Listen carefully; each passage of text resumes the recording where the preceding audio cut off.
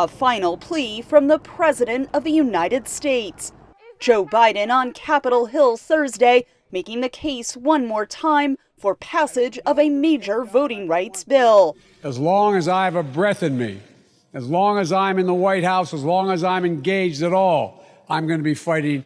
After months of failed attempts to pass the legislation in an evenly divided Senate, Biden encouraged Democrats to break the filibuster, a major rules change bypassing Republicans to open up the opportunity for debate. This is a historic chance to save our democracy, need to protect the fundamental form of American government. And his view is this should absolutely be bipartisan. But the White House failed to convince Senator Kyrsten Sinema, who is the key Democratic vote needed for that change. Eliminating the 60-vote threshold will simply guarantee that we lose a critical tool that we need to safeguard our democracy from threats in the years to come. It is clear that the two-party strategies are not working, not for either side, and especially not for the country.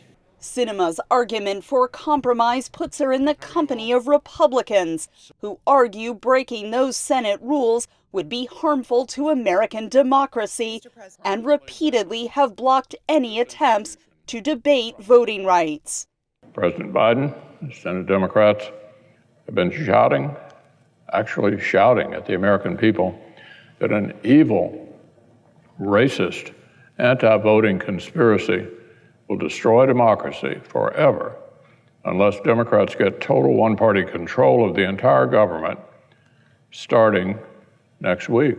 But Democrats say this legislation comes at a crucial moment for the United States, as it would expand access to the ballot box for minorities, including African Americans who have faced decades of discrimination and barriers to voting.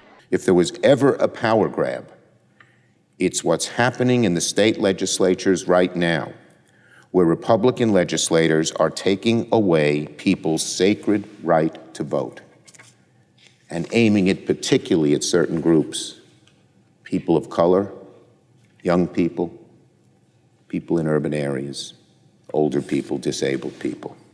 A variety of polls show many Americans broadly support the ideas in the voting rights legislation, but are divided along partisan lines when it comes to ending the filibuster.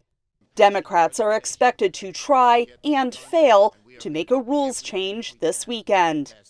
Catherine Gibson, VOA News, Washington.